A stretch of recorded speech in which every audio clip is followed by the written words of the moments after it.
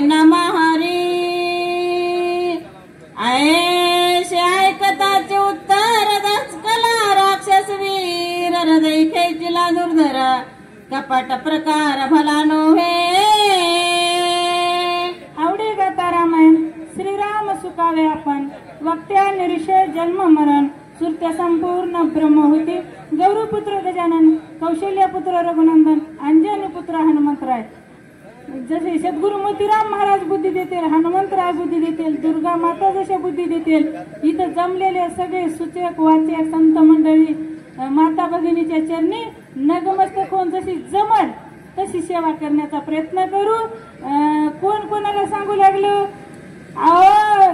राजा रावण मामाला काय नेहमी राहून लागले बाबा हनुमंतराय गेले आणि तुला जायचंय म्हणले सगळा प्रकार सांगितला महाराज बन कपट कर सगळं कर सांगितल्याच्या नंतर कपट प्रकार भला नव्हे कोण राक्षस विचार करू लागला काय नेहमी कपट प्रकार केले काय काय होतंय ऐका म्हणले कपाट साधिले अमरेंद्र भगविले व्यापिले शरीर कपट साधिले चंद्रेशय रोग थोर व्यापिला कपटाला कोणाकोणाची गती झालेली आहे अहो कपटामुळे कपाट करिता हिरण्यकश्यपू खंड विखंड केली वपो तेथे आमचा कोण प्रताप रुद्र रूप जिंकावया राक्षस असून विचार करू लागले काय नाही म्हणू लागले कपट केलं हिरण्यकशिपून खंड विखंड केली वपू कपटाने ते हिरण्यकशिपूचे बरं केलं नाही एवढा प्रकार कपटाचा आहे आणि हा मला म्हणतो की देखत देखत कपट कर आणि कपट करून आश्रम करून त्याला मार हा कपट प्रकार भला नव्हे म्हणू लागले कपाट साधिले अमरेंद्र रंगी व्यापिले शरीरे कपट साधिले चंद्रे बरं क्षय रोग थोर व्यापिला 33 कोटी देवाचा राजा इंद्राने कपट केलं इंद्रानं अहिलेसोबत कपट केलं आणि चंद्र कोण क्षयरोग झाला कशामुळे गुरुपत्नीचा अभिलाष केला त्या चंद्रानं मग कोणाला सोडलं का इंद्र पडिले भाग चंद्र झाला काळा नारद चुकला चाळा भजनाचा ह्याची भल्या भल्याची ही वाट लावली मला कशानं कपटानं म्हणला आणि हे मला म्हणते की कपट कर कपट प्रकार भला नव्हे काय नाही मी विचार करू लागले खाऊन जेवून घर घेणे ऐसे मांडले शास्त्रार जुने सांडून असत पाद छेदने शेखे प्राणी निमाला काय म्हणू लागले सहस्त्र अर्जुन नावाचा राजा होता जेवण खावण घर घेणे आणि आयुष्य मांडले सहस्त्र अर्जुने मी महिला मंडळाला का सांगले माहेर कर कारण आमची महिला मंडळ जास्त आहे तुमची संख्या बघा बोटा मोजणे एवढी मग आमची संख्या जास्त आहे आमची संख्या भारी आहे मग काय म्हणायचं पुढची म्हणायची गरज नाही आता तुम्ही सगळ्याला माहित आहे म्हणून का आमच्या इथं रामायण लिहिले किती असतात माहितीये का 2 फुल आणि 1 खाप एवढेच राहतात आमच्या मंदिरामध्ये माणसं हे का सोयाबीनचा दिवस आहे किती पब्लिक आहे बघा बरं करावं तेवढं कौतिक आहे आमच्या इथं काम नसताना सुद्धा 2 हाप आणि 1 फुल इतकेच माणसं राहते ते पवार म्हणले तसं आमचा भैया राहतोय फुल 2 म्हातारे राहतात हाप आणि आम्ही दोघं झाले 4च माणसं राहतात आमचे 4 ते 5 माणसं इथं किती छान वाटले बरं आमची संख्या जास्त आहे म्हणून म्हणाले का शस्त्र अर्जुन नावाचा राजा रेणुका मातेचा माहेरचा होता घरी जात असताना नगरी समोरून मग जेवाय बोलावा म्हणले त्याला आपल्या माहेरचा माणूस म्हणले राजा आहे महेशपती नगरीचा राजा होता बोलीला असताना जेवून खाऊन घर घेण्याचा अर्थ जेवाय बोलीला शस्त्र अर्जुन नावाच्या राजाने वापस जावा की जेवण केलं सगळं केलं इथं भांडण करावं का त्यावेळेस राजाच्या मनात आलं ऋषी एवढा आश्रमात राहतोय एवढं जेवण स्वादिष्ट कशामुळे बनवलं असतंय काय आता हे गॅसवर स्वयंपाक बनवला तिथं कशावर स्वयंपाक बनवला असेल काय काय सामुग्री आणली असेल ऋषी तर सामान्य म्हणले बघितलं काय कामधेनू होती कामधेनूमुळे किती अन्न म्हणील ते पंचपक्वानाचं भोजन मिळू लागलं मग त्या कामधेनूने शिष्या ह्या राजाला जेवायला घातलं मग जेवण गुपचूप जावा का गायीचा अभिलाष झाला त्या सहस्त्रार्जुन नावाच्या राजाला. राजा म्हणू लागला तुला गरीबाला आणि अशा ऋषीला ह्या आश्रमात गाय सोबती का, माझ्यासारख्या राजाला ही गाय राजवाड्यात सोबती. ऋषी म्हणू लागले बाबा मी उष्णी आणली आहे, ही स्वर्गातली कामधेनू आहे आणि उष्णी आणली होती तुला देता येत नाही, उष्णी वस्तू देता येते का, देता येत नाही. म्हणून यानं भांड एवढं केलं स्वतः मुकावं लागलं. सहस्त्र म्हणजे 1000 हात होते, 1000 हात उसाच्या टिपऱ्यासारखे परशुरामानं खट छाटले हो. म्हणून नाव काय 1000 हातामुळे सहस्त्रार्जुन नाव पडलं. कितीही अभिलाष केला त्यानं म्हणून त्याला हे मुखावं लागलं. रेणुका मातेला 21 घाव घातले त्यानं. त्यावेळी 21 वेळा निक्षत्रिय पृथ्वी केली. त्या परशुरामाला सांगितलं होतं इतका अपराध कशामुळे झाला, कपट प्रकार भला नव्हे. आणि हे म्हणते की एवढ्याला राजाची ही फजिती लावली आणि हे काळणे मी म्हणते की मला जाय आणि कपट कर, म्हणून हा कपट प्रकार भला नव्हे. ए निरावने जान सांडोनिया राजचिन्ह भीक मागो गेला पण सीते कोरांना देई माते. असू द्या म्हणले, असू द्या. आत्ताच बघा म्हणले 14 चौकड्याचं राज्य रावणाकडे आहे. राजा ऐश्वर्यान कमी का, लाख मुलं 1.25 लाख नातू 80,000 पत्न्या कमी होता का. आता जर निवडणूक लढायची असेल तर अपक्ष निवडून आले असते बाबा रावण. मत मागायची गरज नव्हती, कोणाला पैसे द्यायची गरज नव्हती. पण ते रावण राज चिन्ह सोडलं आणि कशाचा भिक्षुकाचा वेश घेतला. आत्ता म्हणला बघता बघता आणि आई साहेबाचा अपहरण या रावणाने केलं. म्हणला हा कपट प्रकार भला नव्हे. माता मने जैसे भोगो पाहे तेसे कपटे मिळविले दुसे सपुत्र सैन्याचे मारविले.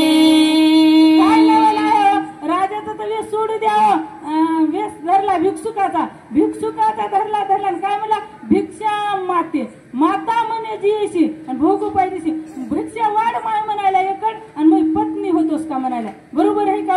भिक्षा वाढाव तिथंच आणि माय म्हणायचं तिला आणि पत्नी होय म्हणणे बरोबर आहे का.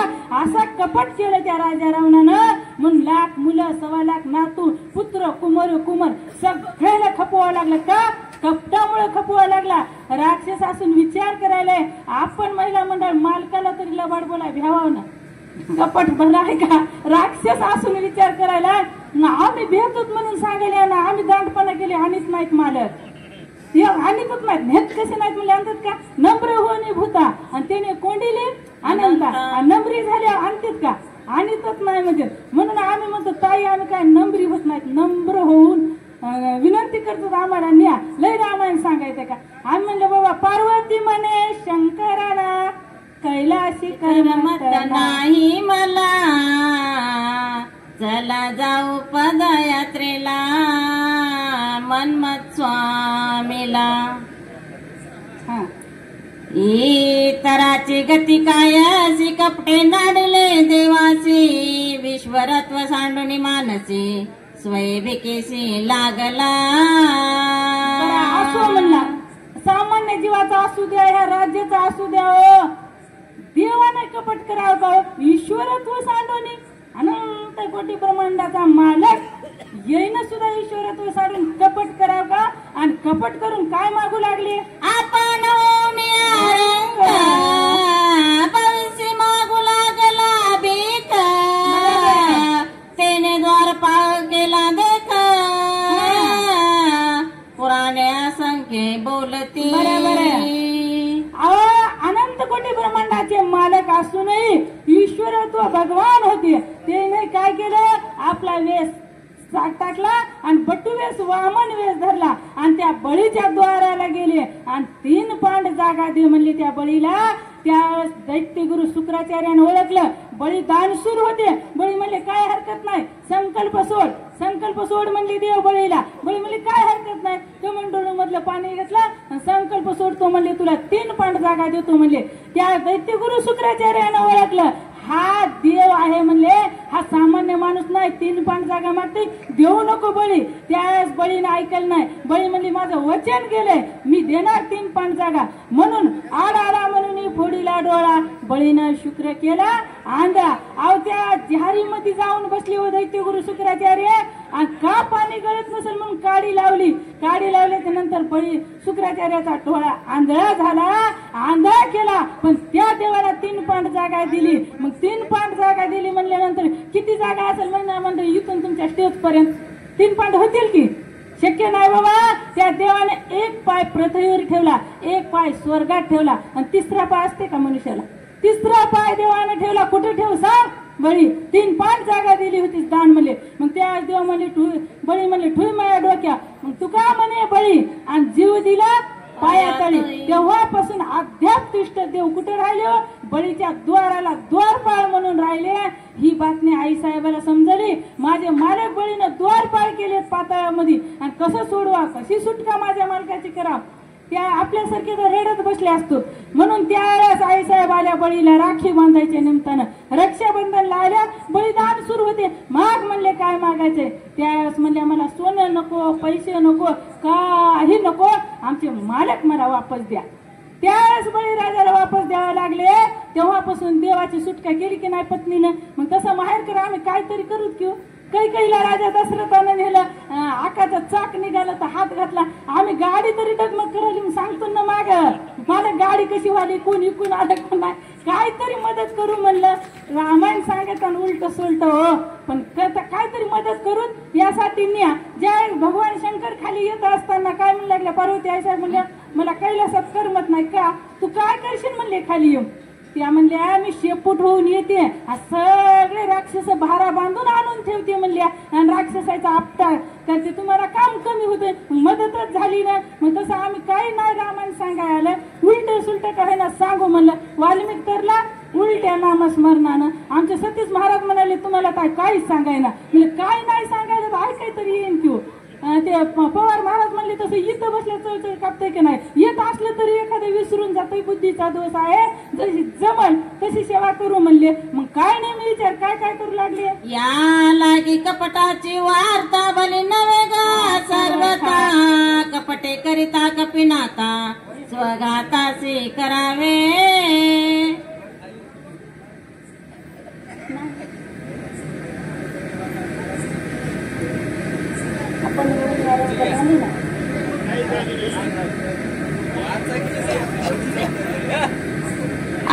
आपण होऊन रंक भविष्य मागू लागला भिका, त्याने द्वारपाळ केला देख पुराणे असंख्य बोलती. झाली की पुराणे असंख्य बोलती. अहो त्या बळीनं देवाला रंक झाल्यामुळं देव भीक मागा आल्यामुळे दान बी दिलं. बळी दान सूर भरले.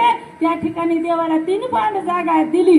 हे ईश्वरत्व सांडल्यामुळं ह्या कपटामुळं ही देवाची सुद्धा देवाला सुद्धा नाडले गेलं सांगू लागले. या लागी कपटाची वार्ता बली नवे गा सर्वता, कपटे करिता कपिनाता स्वघाताचे करावे. यासाठी हे काय नाही मी म्हणू लागले. हे रावण म्हणतोय ना मला जा आणि कपट कर. कोणाला? हनुमंतरायाला कपट कर म्हणते. बाबा हे कपट काही शक्य नाही. हनुमंतरायाला कपट करणं म्हणजे सोय घाताला मुकणं आहे, स्वतःला मुकणं आहे. हा विचार राक्षस असून करू लागला. काय म्हणतात? श्रीरामाचे निज भक्त त्याशी कोणी कपट करीत, जे स्वयची मरण पावत नरक भोगित अनिवार. लबाडाला लबाड बोलाय काय हरकत नाही हो. खऱ्या माणसाला लबाड बोलल्या पापच भोगायला लागेल की नाही. त्या काय नाही मी म्हणू लागले. बाबा लबाड बोला कोणाला? ते राम भक्त आहे. कंठधरीला कृष्णमणी अवघा जनी प्रकाश. त्या हनुमंतरायाच्या भक्तीचा श्वास सुटलाय का? इतके हनुमंतराय चित्ती न्यायास पांडुरंग त्याचा दास. अशी भक्ती रात्र दिवस हनुमंतराय करते. अशा भक्ताला हे कपट कर म्हणते ना. मग त्याचं शरीर वाचन म्हणू लागले. हनुमान श्रीरामाचा किंकर, श्रीराम भजण्याचे तत्पर, त्याची कपट करी जो नर, त्याचे शरीर वाचेना. कपट भरत नाही हो. लबाड बरं नाही, कपट बरं नाही. करणं झालं तर नीट करावं, कोणाचं नाही करणं झालं तर वाईटही करायचं आपल्या हातात नाही. उगाच वाईट बोलून पापाला वाई हो. हे राक्षस म्हणू लागला बाबा हे राम भक्त आहे, रात्रंदिवस रामाची सेवा करतोय, रात्रंदिवस रामाच्या सेवेत आहे, म्हणूनच गाव मंदिर हनुमंतराचे. राम मंदिर नसेल कोणागाव पण हनुमान मंदिर नाही असं आहे का? कारण काही सेवेचं फळ आहे, अशी सेवा केलेली आहे म्हणून हनुमंतरायाच्या. त्या राम भक्ताला हे कपट कर म्हणते ना, मग कपट प्रकार भला नव्हे आणि त्याचं शरीर वाचना ती निश्चित स्वतःला मुकावं लागेल म्हणू लागले. ऐसे जान तो मी आपण स्वय सांगत से रावणा कपीशी जे विघ्न करना ते माझी मरण ओढवले. रावण सांगायले ना म्हणले कपट कर म्हणून, कपट कर म्हणणं नाही म्हणले, हे निश्चित मरण येळले म्हणले, मरण जवळ आले म्हणले. रावणाला रावण सांगायले इलाज नव्हता, राजा बोले आणि दल आले. का रावणाचं नावच रावण का ठेवलं? रावण सामान्य होता का? आई द्यायची कैकेयीची माता राक्षस होत्या म्हणून पहिलं अक्षर काय ठेवलं? रा. आणि वडील भगवानासारखे होते, ब्राह्मण वेशातले होते म्हणून दुसरं अक्षर वन, रावण. त्याचं नाव असं ठेवण्यात आलं का? वृत्ती दोन होती, आई राक्षस होती, वडील तशी होते म्हणून नाव त्याचं ठेवलं होतं. रावणाला सामान्य म्हणता येत नाही, पण तो रावण मला कपट कर म्हणतोय ना, मग ह्या रावणाचा ऐकून कपट केलं म्हणजे निश्चित मला मरण आलं, माझं मरण माझ्या जवळ आहे. काय नाही मी विचार करू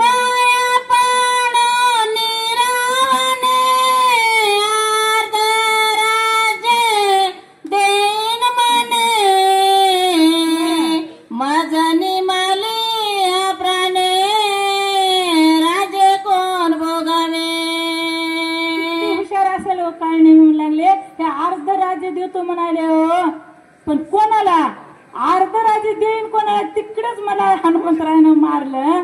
अर्ध राज्य मी मेल्यावर कोणाला पाठिंबा? मग पीएचडी खाली मेल्यावर किती 4 लाख आहे, तिकडे मिलिटरीकडे मेल्यावर तर बघायचंच काम नाही, भयानक पैसा. पण कोणाला? मागल्या जनतेला. स्वतः तर मुका लागेल किंवा स्वतःला काहीच नाही, मग त्यासाठी मीच मेल्यावर हे अर्ध राज्य देतो म्हणतोय ना, मग हे अर्ध राज्य कोणासाठी बाबा? हे माझ्यासाठी उपयोग आहे का? निश्चित माझं मरण जवळ आलंय. काय नाही मी विचार करू लागले. आता नवच होय ते तरी रावणाच करील गाते तया परिस हनुमंते होय आमाते हित काही. महिला मंडळ लक्ष देऊन ऐका. काय राक्षस ऐकायलात ना? झोपला नाही की कोणी? मला दिसत ही भाप इकडे आहे आमच्याकडे, तुमच्याकडे दिसत ना. काय म्हणू लागले रावण? काय नाही मी म्हणू लागले बाबा मरण तर दोन्ही बाजूने आहे. इकडे जर मेला रावण राजा आहे दंड करील, इकडे मरावं लागते, पण मरण कुठं मराव? हे काय संसारात मराव का मंदिराकडे आल्यावर मराव? इकडे आल्या कृत कार्यात होणार आहे. रावणाच्या हाताने मेलं तर अपघात होणार आहे आणि त्या हनुमंतरायाच्या जर हाताने मेलं तर कृत कल्याण होणार आहे. मग मरणामध्ये हित कुठं आहे? हित पाहिलं पाहिजे. मरणार तर सगळेच आहे. तो राम राम म्हणून मेलेलं बरं का शेतात राब राब काम करून मेलेलं बरं का घरी भांडण करून मेलेलं बरं? इथं आलेलं बरं नाही. कोण? रावण. काय नाही मी विचार करायला बाबा, आता वय निघून गेल्या कथेची सामग्री देह अवसानावरी, मग त्या शरीरात ताकद नव्हती. एक म्हातारा माणूस पंढरपुरामध्ये गेला आणि त्याला वेळच मिळाला नव्हता. जवानपणामध्ये भजन कीर्तन पोती लावायला वेळ मिळाला नव्हता. मंदिरात गेला महाद्वारामध्ये, आता 4थ्या आश्रमाला लागले तरी म्हणलं आपण देवाचं भजन करा. गेला इथला म्हणायला, दात पडले, लिकीच हवा होती, दात पडला, उच्चार स्पष्ट होत नाही. विठ्ठला म्हणायचं होतं त्याला, ते म्हणू लागले इथला. पांडुरंगाला हसू आलं. पांडुरंग म्हणले अरे तू इथला आहेस मला माहित आहे रे बाबा, पण विठ्ठला म्हणता येत होतं तेव्हा कुठं होतास? तेव्हा वेळच मिळाला नाही, घरीच होता. म्हणून देव म्हणले बाबा कथेची सामुग्री देह अवसानावरी. देहात अवसान असलं तर कथा होत्यात, कीर्तन. आता 70-80 वर्षाच्या माणसाला बसणं शक्य का? रात्र बसू शकत नाही. मग जोपर्यंत आपल्याला सगळे हातपाय आहे तोपर्यंत कथा केल्या पाहिजे. आणि मग देव म्हणले त्याला म्हणता येत नाही, देवाला कळाले पण त्याचा वेळ निघून किती गेली समजत नाही. आणि काही महाद्वारामध्ये त्या चंद्रभागेच्या काठावर लंगडे खुळे पांगळे आंधळे बसतात की नाही, सगळे घाण पाणी त्या अंगा खालून जातंय त्याच्या. जात असताना ते देवाला एका भक्तानं महाराजानं विनंती केली की देवा हे एवढे घाण पाण्यामध्ये बसले आणि बघ ना म्हणले त्याला तू काही जागा बदलाव म्हणले भजन करायलेत म्हणले तू हात नसतात त्याला पंढरपूरचं सगळ्यांना पाहिले की महिला मंडळ ते का असे करतात भजन करता येत नाही त्याला बरोबर बोलता येत नाही अपंग आहेत ते का मग त्याला देव म्हणले घाण पाणी अंगावून जात आहे बाजूला जागा सोडता येत नाही मग विनंती केल्यावर देव म्हणले तुम्ही गुपचूप बसा तुम्हाला काहीच कळत नाही का अरे हे ज्यावेळेस चांगले होते का त्यावेळेस हे कधी भजन केलं नाही कधी राम राम म्हणले नाहीत कधी पुंडलिकावर देहारी म्हणले नाहीत महिला मंडळ आता संपला वाचिक सुचिक उठलं की पुंडलिका म्हणायचं तोंडानं मुखानं भजन करायला काय हरकत नाही यानं कधीच केलं नाही कधीच भजन ऐकलं नाही केलंही नाही म्हणून देव म्हणले मी त्याला माझ्या नजर कैदेमध्ये ठेवलंय म्हणले खालतावर तर घाटावर इतकं नाही ते आंधळे पांगळे म्हणून ह्याला माझ्या नजर कैदेत ठेवलंय म्हणले का हे आधीच्या जन्मात काहीच केलं नाही मग आपल्याला असं व्हायचं आहे का असं व्हायचंय कोणाच्या हातात आहे आपल्याच हातात आहे की नाही मग का मी महिला मंडळाला सांगेल कारण आमची संख्या जास्त आहे म्हणून महिला मंडळाला सांगावं लागतंय सांगायला लागते की नाही महिला मंडळ म्हणून भजन करायचं एक बाई म्हणली मी ढाबळ पांघरून बसली मा म्हणली अशी हिवाळा दिवस होता म्हणजे कीर्तन चालू होतं आणि मी किती महाराज म्हणू लागले म्हणले टाळ्या वाजवा टाळ्या वाजून भजन करा टाळ्या वाजून मी म्हणली अशी बसली भजनच केलं नाही म्हणली महाराजाला कळलंच नाही म्हणली महाराजाचं काय केलं कळलं की नको तिथं पंढरपुरात असं होऊन बसावं लागतंय म्हणून नाही म्हणलं माझ्या घरचं कमी रमी होईल पण आम्हाला ने जा मिंड नका आम्हाला म्हणलं दुसऱ्या जन्मात ह्याच आम्हाला सेवा घडावं म्हणलं तुमच्या माय बहिणीचं दर्शन व्हावं म्हणलं नवीन महाराजाचं ऐकायला मिळतंय माणसाच्या जन्माला तिकडे जनावराच्या जन्माला मिळतंय का बरं तर बरं नाही तर मालक बांधून टाकतंय कोट्यामध्ये कधी वैरण टाकीन कधी नाही अवघड आहे विषय बाबा ह्याच जन्मामध्ये पोती आहे ह्याच जन्मात भजन आहे म्हणून पुंडलिका म्हणलं महिला मंडळ आपण भजन करायचं मोठ्यानं म्हणायचं एकदा गजर करा राजा रामचंद्र भगवान की जय बघा माहेरकर कोणाचा आवाज आला आमची महिला मंडळ खूप हुशार आहे हो पण जरा भेट का म्हणायला लाज येतात आणि तिकडे जर भांडण लागलं तिकडे भेट नसावी का इकडे आम्हाला थोडी भीती वाटते हो म्हणून लाज येते लाजत नाही महिला मंडळ नाचू कीर्तनाच्या रंगी ज्ञानदीप लावू जगी इथं लाजायचं नाही इथं भ्यायचं नाही आम्हाला घरी तुमच्यासारखंच आहे काहीच वेगळं नाही पण आम्ही महागा लागून येतो बघा सतीश महाराजाला किती हसू आले हा हनुमान सवाय श्री रघुनाथ श्रीराम प्रेमे सदा डुलत होता त्याचनी आते घात कृतार्थ मी झालो किती काय नाही मी विचार करू लागले काय नाही म्हणू लागले बाबा हे मारतय हे गिरायक चांगलं नाही रावण तिन्ही काळामध्ये विजय होता महादेवाचा कैलास लक लक लक हलविला होता यानं हे सामान्य का म्हणजे मला मारतोय म्हणले मग पुढे जर हनुमंतरायाच्या हाताने मेलं राम भक्त म्हणले मी कृत कल्याण पावणार आहे असा रावणाच्या ऐकणू काय नाही मी विचार करू लागले ऐसे विचारून मानी मान देत रावण वचने तुझी आज्ञा उल्लंघणे सामर्थ्य जणे असे ना काय लावले आत्ताच वेळी रावणाच्या पुढे बोला म्हणले शक्यच नाही म्हणले महाराज तुमची आज्ञा उल्लंघण्याचं सामर्थ्य कोणातच नाही म्हणले आणि माझ्यात का मनामध्ये सगळा विचार केला मरण तर दोन्ही बाजू नाही म्हणले मरण ही अटळ आहे म्हणून राजा रावणाला विनंती करू लागला मी तुझी आज्ञा उल्लंघू करू शकत नाही किंवा माझ्यामध्ये सामर्थ्य नाही काय नाही मी बोलतात ऐसा कोण आहे थोर जो उल्लंघू शके तुझे उत्तर वेगे करून नमस्कार निशाचर उसला काय नाही बघा माहेरकर सगळ्या नमस्कार केला आमच्या महिला मंडळीनं केला की नाही माहिती नाही तर असं व्हावं लागतं सगळ्यांना नमस्कार केला काय नेहमी नाही नमस्कार केला आणि बिरी उसळला पर्वता पावे जो मारुती तवा पण गेला शीघ्र गती माया केली अति निर्गती ते निश्चिती परिसावी किती नवाले कधी गेलेत हनुमंतराय अगोदर गेले ते यायच्या हनुमंतरायाचं उड्डाण कमी होतं का मनापेक्षाही वेग जास्त होता पण हे मायावी होते कपटी होते रावणाने सांगितलं होतं हनुमंतरायाच्या पहिलं जायचंय आणि तिथं जाऊन आश्रम करायचा तशी युक्ती काळनेमीने साधली हनुमंतरायाच्या पहिलं उड्डाण कुठे गेलं ते जाऊन रक्ष रक्षगण केला श्रम निर्माण पैजवे संपूर्ण वृक्षारोपण अतिरम्य. काय लावलं आपले आमचे हनुमंतराय किती वेळच्याने निघालेत आणि कमी वेगाने निघालेत का? हे मायावी होते, ह्याला डोळे झाकले की इथं, डोळे उघडले की तिथं. असे मायावी होते, कपटी होते. जसं सांगितलं रावणानं तसं काय नाही, मी बिरी जाऊन पुढे कुठं आश्रम निर्माण केला. फळं जळे जसं जसं रावणानं सांगितलंय तसा तसा हनुमंतराय जाण्याच्या अगोदर आश्रम निर्माण केला. आपण घेऊन अग्निहोत्र तापस वेशे निशाचार दिसे उपवासी निरंतर गेले उद्धार कपाटी.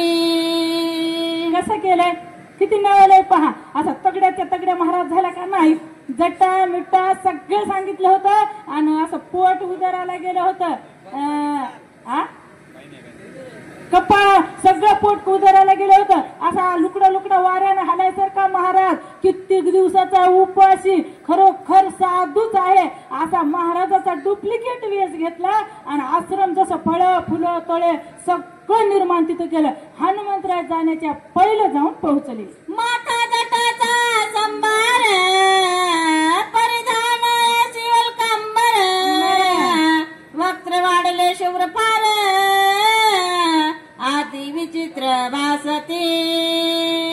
जसं सांगितलं तसं केसाच्या जटा वाढल्या होत्या, लांबच्या लांब पट्टा, इबितीचा पट्टा वाढलेला, हे हातामध्ये काठी घेतलेली. आमचे माहेरकर खांबेगावकर सांगतात बघा, जुट्टान पट्टान फलत आवेशानं सांगतो. आपण त्याच्या बघूनच शिकाव थोडं असे सांगू लागले.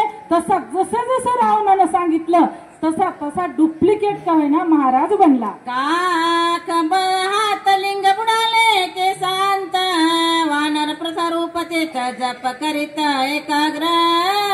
काय नाव वानप्रस्थ रूप घेतलं तिथं. त्या जपमाळ करू लागला महिला मंडळ. डुप्लिकेट का होईना करू लागला. राम म्हणाय त्याची मरा का म्हणना, पण उग सोंग दावू लागला. कारण का येणारा महाराज खरा आहे हनुमंतराय. त्याला गमवण्यासाठी, त्याचा वेळ जाण्यासाठी जसं रावणानं सांगितलं तशा पद्धतीनं करू लागला. हाती घेऊन जप माळे बबे नेले भव्यांतरे जैसे खेचरी मुद्रा लाविले तैसे सैले दिसत आहे. काय नाही, मी हुशार आहे खरंच. माळ हातामध्ये घेतली, खेचरी मुद्रा माईकडे बघायला गेला, एक मणी जपीनं गेला. उग मणी ओढू लागला ना, असा भोया मध्ये डोळे खोल गेलेले होते. कित्येक दिवसाचा उपवासही वाट लागला. जेवण केलंच का नाही की महाराजानं, आणि खेचरी मुद्रा लावू लागला आणि कोणाला येणाऱ्या हनुमंतरायाची वाट पाहू लागला. काय म्हणू लागले, वज्रासन करून एकाग्र मन भगवत धरुणी ध्यान पाहे आगमन कपीचे. कसं केलं, एकाग्र मन केलं.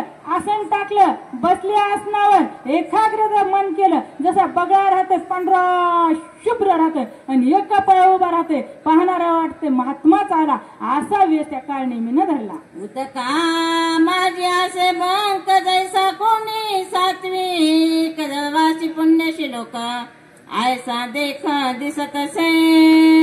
काय वाट लागलं पाहणाऱ्याला. आता एका पाया बगळा उभा राहिल्या माश्या येतात का नाही दर्शनाला, साधू आला म्हणून तसा पुण्यशुलक सात्विक महाराज उठू लागला.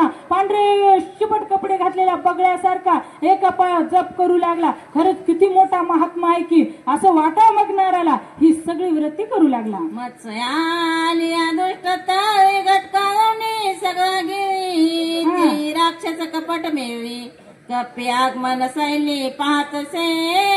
कसा करू लागला, ते बघा कसा एका पाया उभा राहतो शांत, पाणी सुद्धा हलवीत नाही. त्या माश्या येतात बिचाऱ्या. मोठा महाराज आलाय, साधू आलाय आणि दर्शनाला यावं. दर्शनाला त्याला गटकन उचलितोय आणि तिकडे मोठा ढवळ म्हणतोय. काय करतोय, गिळून घेतोय. माश्याला वाटते दुसरी माशी येते, चल माझ्या दर्शनाला. सगळ्याला तसं गटकन गिळितोय. हे का डुप्लिकेट महाराज आहे. कोणाची वाट बघू लागला, येणाऱ्या हनुमंतरायाची वाट पाहू लागले. तव दक्षिण दिशेच्या बागी जैसी सौतली आगी की नक्षत्राच्या पुंज स्वर्गी दिसे वेगी धावत.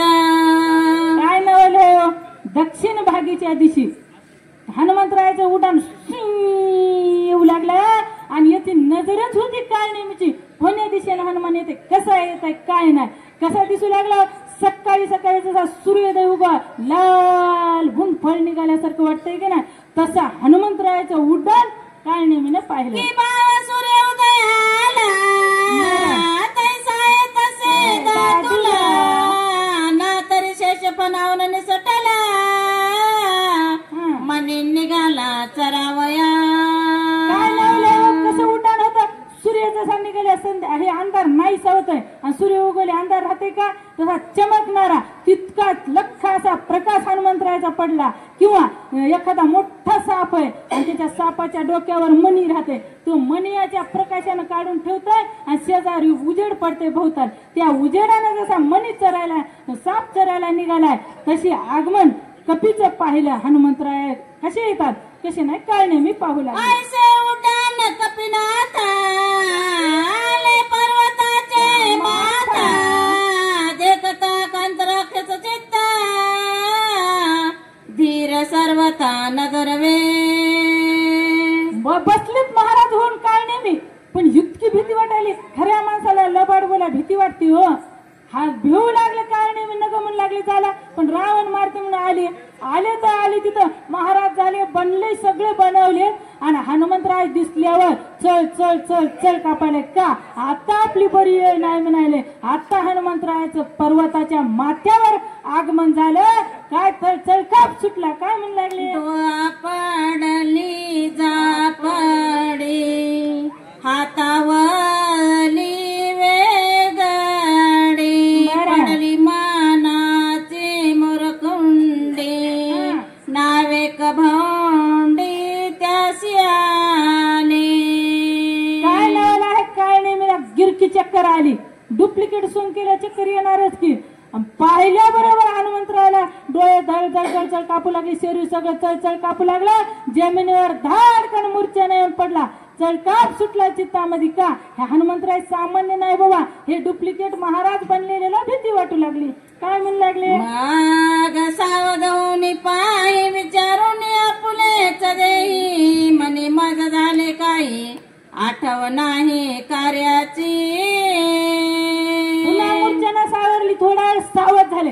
सावध झाल्या म्हणू लागले बाप्पा मला कशासाठी सांगितलं होतं, काय सांगितलं होतं म्हणले मालकानं रावणानं. कसा महाराज व्हायचंय कसं सांगायचंय, रामायण सांगायचंय गोड कथा सांगायची. हनुमंतराय खळ्यावल्या गोष्टी सांगितल्या गमन का रमणार नाही म्हणून कथेशी वर्णावा रघुनंदन सांगितलं होतं अगोदरच. रामायण आवडते बाबा हनुमंतरायला, आवडीचाच विषय. आवडीच्या माणसापाशी काढ्या माणसं रमतील. आता हे इथली आवडीचीच आहेत आणि घरी झोपलेली याच्यापेक्षा आवडीचे म्हणा का नाही म्हणून आवडीच्या विषयापाशी रामायण काढावं लागतं. म्हणून हे खरं काय आपलं डुप्लिकेट वेस आहे हा म्हणून भेव वाटू लागलं. पुन्हा सावध झाला. मला काय झालं म्हणलं आपल्या देहाला विचार करू लागले. मन धट्ट केलं. काय म्हणू लागले. माग सावध होऊन पाय विचारून आपुलेच देई मने मज झाले काही आठव नाही कार्याची. मी काय भ्रांत झालो बाप्पा म्हणले. मला काय कार्य करायचं होतं, माझ्या मालकानं मला कशासाठी इथं पाठवलंय, काय काम करायचं होतं आणि मी उगच म्हणले झापडी आली चळचळ शरीर कापायलंय. मी कोण्या कारणात चो आलं याचा काय विचार करावा लागेल का नाही असा काय नेहमी विचार करू लागला. बाबा रावणानं सांगितलं तसं तसं काय नेहमी करणार आहे का. इकडे मरण आणि तिकडे मरण तर दोन्ही बाजून आहे. सांगितलं तसं ऐका. आता आम्हाला माहेरकर आणलं म्हणून आलो होतो आम्ही. एक बाई भेटली आम्हाला परगावात म्हातारी. काय म्हणली बघा मी म्हणलं आजी तुम्हाला किती सुना आहे. ती म्हणली मला 2 सुना आहेत बाई. आणि मी म्हणलं काय करतात मग. म्हणली एक नादर करती शेताला जाते कापूस येते काम करते स्वयंपाक करते नादर करती मा. आणि एक काय करते एक म्हणली तू या म्हणे बोंबलत फिरते. आता आम्ही बोंबलत फिरतो होय. किती अवघड आहे महिला मंडळ. तुम्ही चला बरं कोणाकोणाला बोंबलत फिरायची आमच्या संग गाडी आहे. कोणी या हातवारी करा. आता महिला मंडळ आम्ही मुक्काम राहून सकाळी घेऊन जाऊ. येणं होते 5,000 बी दिले तर येणं होतं. हे शक्य नाही बाबा. आवडीचेच लोक इकडे येतात सगळे येतात का कारण एक बोंबलत फिरते होय महाराज लोक. आता गेले लोक रात्र दिवस काम किती भरपूर आहे. काम करूनही दिवसभरात आमचे बाबा महाराज दिवसभर काम करतात आणि येतात का. आवड आहे विषय आवडीचा असल्यामुळे रात्र दिवस फिरते झोप नाही त्याच्या जीवाला काही नाही आणि असायला म्हणा बोंबलत फिरते. असो कथेचा भाग आमची संपली का. सका जन्माचे निज सार मज जोडू आले वाईट विचार नाटवे मी पामर आहे म्हणले, पामर म्हणजे मी येडा आहे म्हणले. अहो माझ्या सगळ्या जन्माचं सार म्हणजे मला आता मरण आहे, मुक्ती मिळणार आहे म्हणले. आणि मी उगाच भ्रांत काय झालो काय नाही, मी सावध होऊन बोलू लागले. म्या स्वामी कार्य साधावे ते की मुक्त व्हावे कपी असते ते विसरून निज कार्यार्थे मूर्छित चित्ते पडिलो असे. मी पागल झालो म्हणले, भ्रांत झालो. अहो मी कार्य काय, मला हनुमंतरायाच्या हाताने मुक्त व्हायचे, माझ्या देहाला मुक्ती मिळणार आहे म्हणले. आणि उगाच म्हणले झापडी आली, चळचळ कापालं शरीर म्हणले. काय म्हणले मला येड्यासारखं व्हायलंय आणि आज माझी मोक्षाची वेळ आली म्हणले, ह्या देहाला मुक्ती मिळणार आहे असा काय नाही मी विचार करू लागले.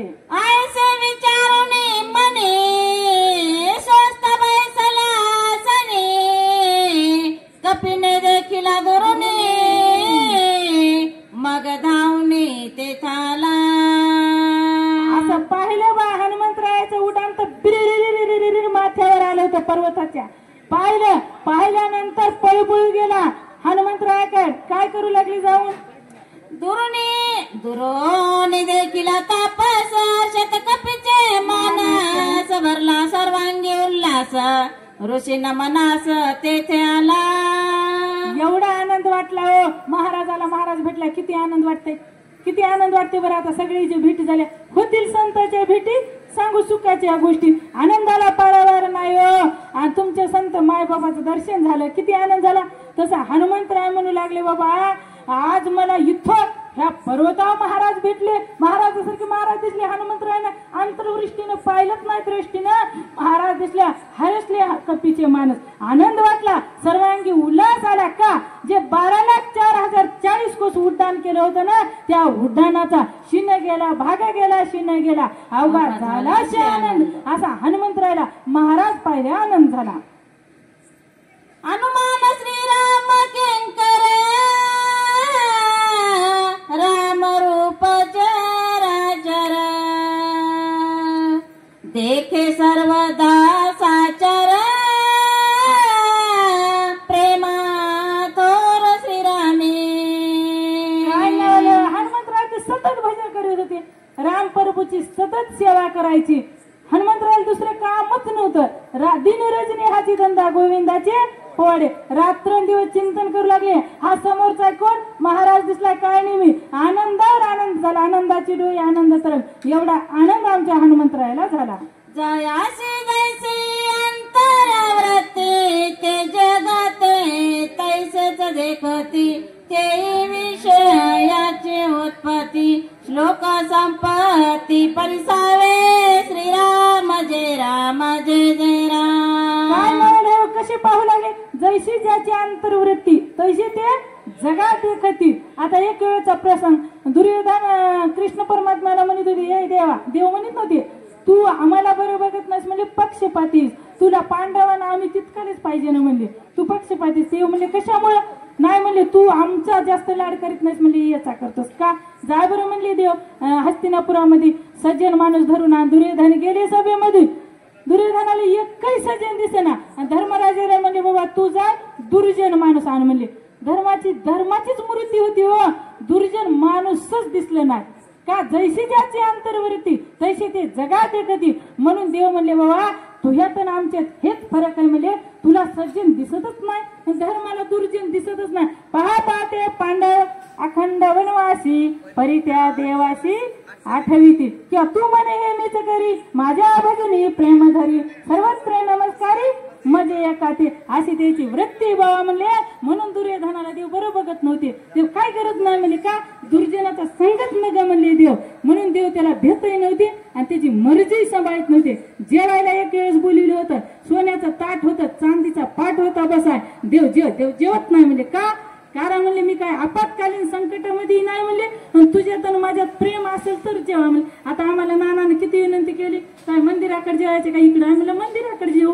नाना म्हणले नाही घरी जेऊ. म्हणले घरी जेऊ पण मंदिराकडे खिचडी आणा. दोन्ही खाऊत म्हणले. तुम्ही आवड आहे की नाही, आवडीमुळे आम्ही नानाच्या घरी जेवलो, इकडे काय खिचडी स्वयंपाक सुंदर बनवला होता. का आवडीमुळे, आवड असेल तर माणूस येत आहे कुठून. तसं म्हणून लागले देव किती आवड आहे म्हणले पांडवायला माझी, म्हणून मी त्याचा दिन रजनी सेवक आहे किंवा त्याचा मी सेवक नाही, मी त्याचा ड्रायव्हर बी होतो म्हणले. असे काम न सांगता करी सर्व कामे, न सांगताय करतो कधी. भक्ताचा भक्त ऐसे जाणा दे दे उदास, गेले अशा पास निवार अशा भक्ताचा मी ऋणी म्हणतात देव. आणि दुर्योधनासारखाचा धिकार असो म्हणले. म्हणून त्याच्या घरी जेवली नाहीत महिला मंडळ. भाव पाहिजे. विदुरा घराच्या भक्षिणी कन्या परमानंद झाला. विदुर काकाच्या कन्या खाल्या. हो, कन्या तरी भरपूर होत्या का? भगोनभर पाण्यामध्ये उग इतक्या कन्या होत्या. कन्या कमी पाणी जास्त. त्यावेळेस विदुर काकानं वाढल्या नंतर देवानं 2 हात लावले. दोन्ही हाताला कन्या आवरणात. देवानं 4 हात लावले. चतुर्भुज रूप तयार केलं. विदुर काका म्हणजे कन्या कशा झाल्या देवा? देव म्हणजे इतक्या कन्या भारी झाल्यात, इतक्या मला 2 हाताला आठपणात म्हणून 4 हात लावले बाबा. म्हणजे एवढ्या कन्या भारी झाल्या का? भाव होता म्हणून कन्या आवडल्या. दुर्योधनाचं भोजन आवडलं का? आवडतच नाही. भाव होता. सोयाबीन कापणी चालू असून आमच्या लांडीताई काय म्हणल्या, नानानं फोन केलाय म्हणल्या. नानाचा भाव किती हो? नाना वाचवितात का? सांगतात का? नाही. किती श्रद्धा आहे रामायणावर. ताई म्हणल्या जावंच लागते. मग मी म्हणलं तुम्ही गेल्या, मी बी घरी राहत नाही, मी येणारच म्हणलं. दोघे आम्ही आमच्या मालकाच्या मागे लागून येतो महिला मंडळ. आमची सेवा संपली आहे का? सज्जनाचे मुख्य लक्षण ब्रह्मस्वरूप स्वय आपण, जग देखणे ब्रह्मपूर्ण कपट चिन्ह तो नेने. श्रीराम जय राम जय जय राम. कपट चिन्ह तो नेणे. आमच्या हनुमंतरायानं अंतरदृष्टीनं पाहिलंच नव्हतं. सगळे काय कळत होतं, जाणती होती हनुमंतराय. पण काय समोरचा महाराज आहे, महाराज माणसं लबाड बोलू लागल्या समजते का? पहिल्या गोष्टी कळत नाही. काही वेळा अनुभव घेतले कळतंय. आता हनुमंतरायला कळणारच आहे, अप्सरा सांगणारच आहे. हा काय नेहमी डुप्लिकेट साधू आहे बाबा, खरं नाही. त्यावेळेस हनुमानानं अंतर्दृष्टीनं जर पाहिलं दृष्टीनं त्याला राक्षस दिसणार आहे. म्हणून हनुमंतराय अंतर्दृष्टीनं पाहिलं नाही. येणारा साधूच आहे, महात्माच आहे. कपट चिन्हे तू नेणे. कपट हनुमंतरायला माहितच नाही हा डुप्लिकेट साधू आहे. म्हणून हनुमंतराय त्याला ओळखीत नाही. आनंद झाला. आमची जशी सेवा केली, जशी करून घेतली भगवंतानं तशी केली. चुकली का नीट देव जाणे. सेवेला पूर्ण विराम. कुंडलिकावर द्या रे विठ्ठल श्री ज्ञान